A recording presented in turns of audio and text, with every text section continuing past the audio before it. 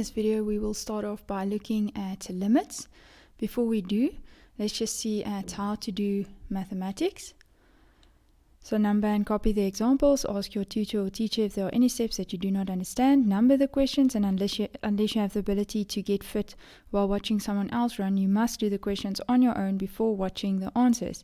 Then mark your answers. If it is incorrect, write down the corrections and make sure you understand where you went wrong. This will enable you to do better the next time you attempt a similar sum. Now the first thing we're going to do is just to look at the definition of a limit of a function. So the limit is the value that the function tends to as the variable tends to a specific value. So in other words, if this is my y value, then this is my fx, my function's value, and my variable over here is my x values. So as my x value changes, my y value also changes. So if we, for example, look at the limit at x equals to 6, then it means that what will the function tend to as my variable tends to 6. So if as x tends to 6, the function approaches the value 3.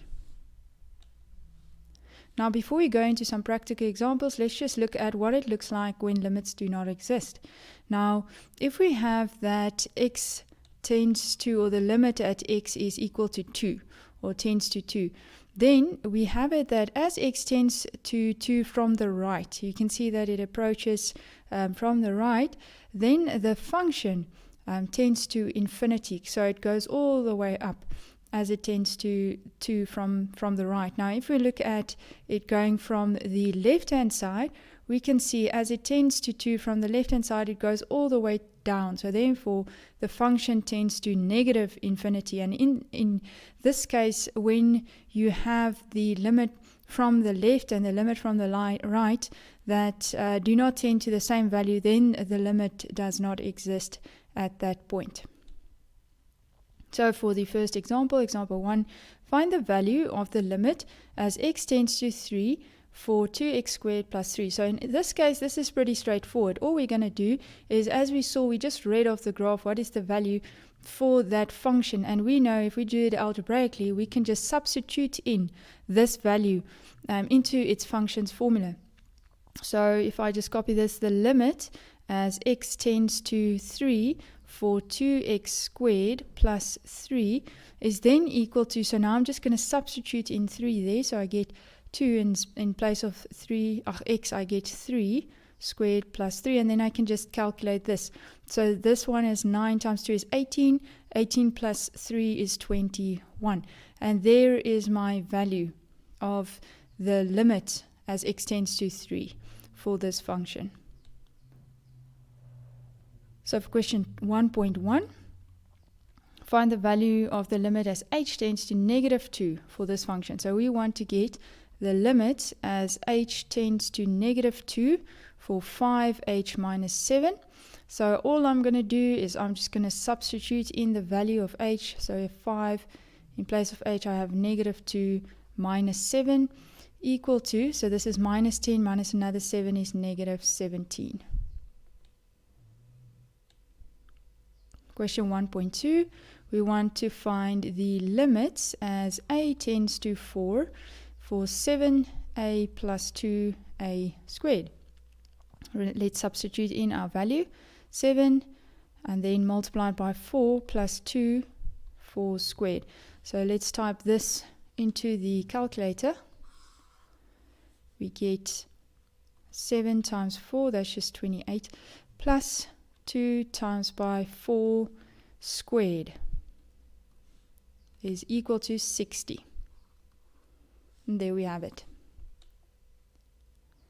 Now for example 2.1, we are again asked to find the limit as h tends to 0, and then we have this function.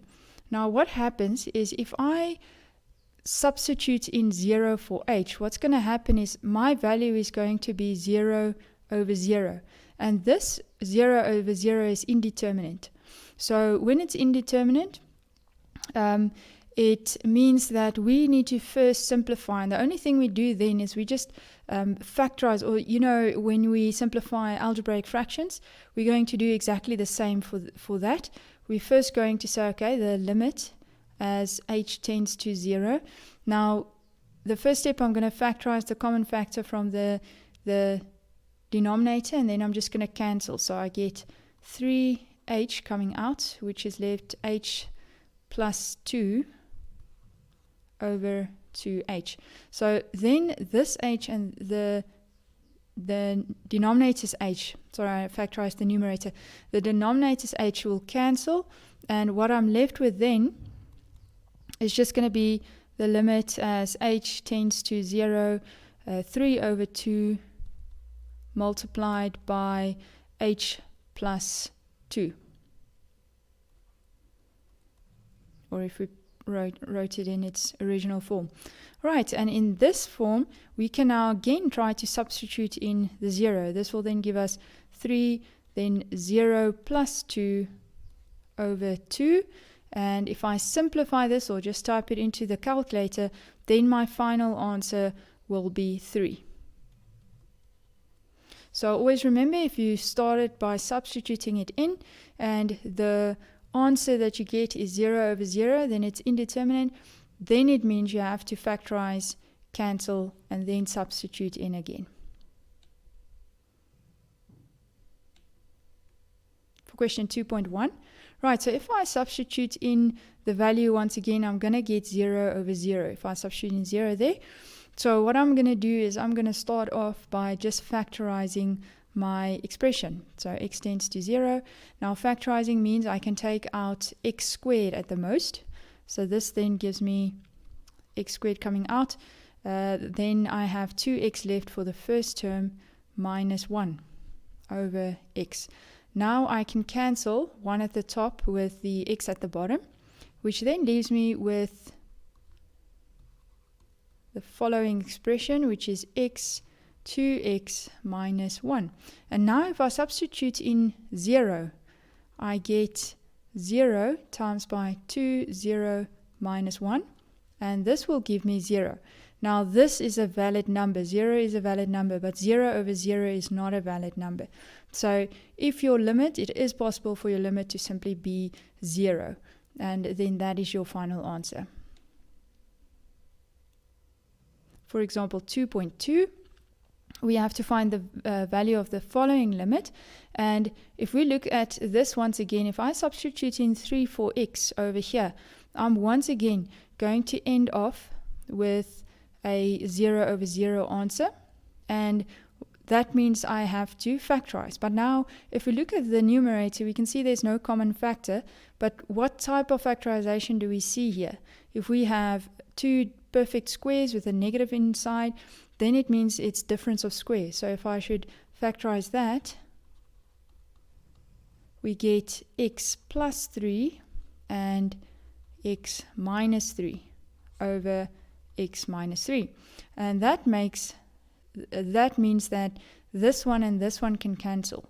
So all that we are left with then is the limit as x tends to 3 of x plus 3. And then substituting in 3 over there, we get 3 plus 3, which would then give us 6.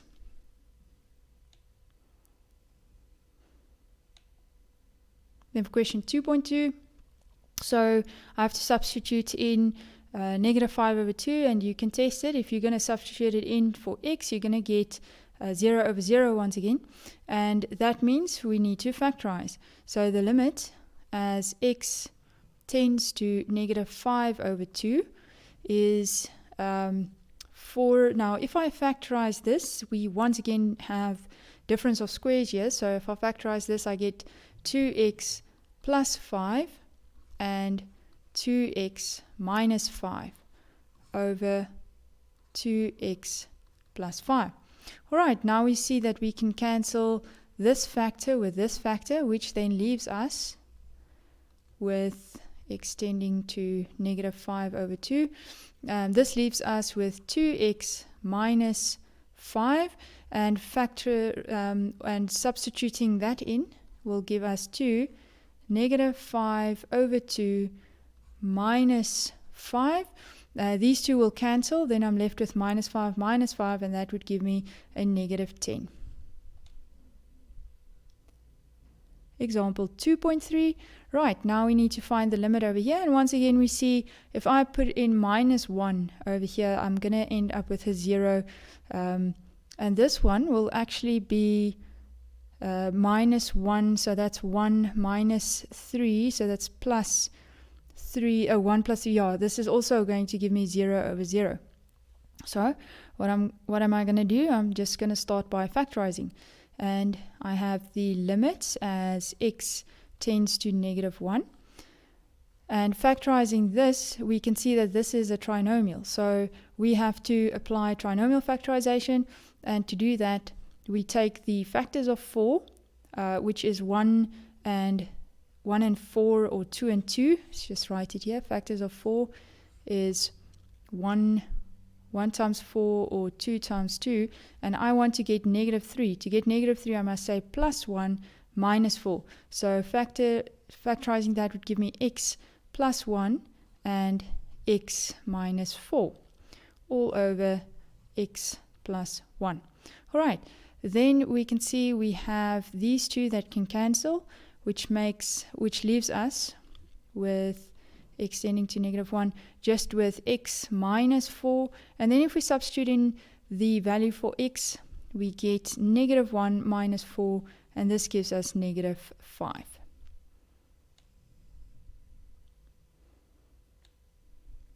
Then for question 2.3, find the value of the limit as k tends to 3.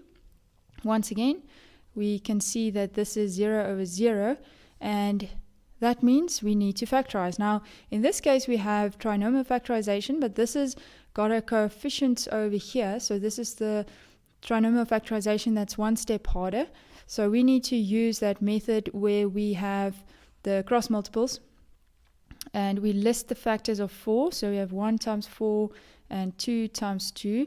Then we list the factors of 9, 1 times 9, 3 times 3, and one side needs to be swapped around. So I'm just going to swap this 4 and 1 around. The 2 and 2 doesn't matter because it's going to be identical if we swap it around. And the negative 15 is what I want to get. So I'm going to start by multiplying. 4 times 1 is 4, 1 times 9 is 9. So 4 and 9 can't give me negative 15. Then we get 12 and 3. That looks promising. If I say 4 times 3, I get 12. 1 times 3 is 3. So to get negative 15, I need to say minus 12 minus 3.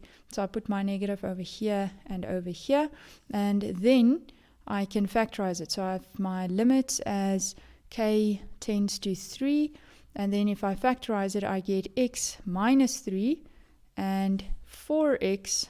So if I put my x here and here, 4x minus 3.